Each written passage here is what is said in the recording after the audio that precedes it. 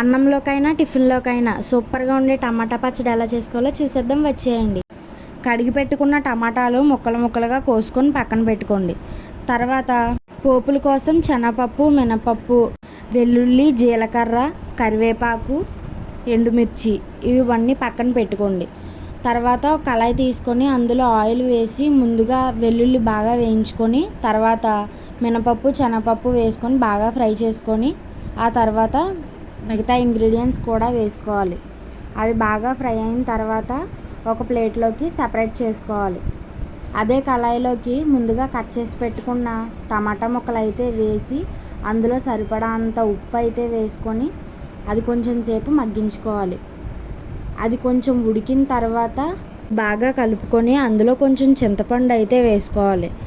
అది కూడా బాగా ఉడికేంత వరకు వెయిట్ చేసి అది బాగా ఉడికిన తర్వాత తీసి చల్లారి పెట్టుకొని మిక్సీ అయితే పట్టుకోవాలి. టిఫిన్లోకి అయితే మెత్తగా, అన్నంలోకి అయితే గరుగ్గా చేసుకోవాలి. మేమైతే ఈరోజు మా టిఫిన్లోకి ఈ పచ్చడి చేసుకున్నాం. మీరేం చేసుకున్నారో కామెంట్ చేసేయండి. సబ్స్క్రైబ్.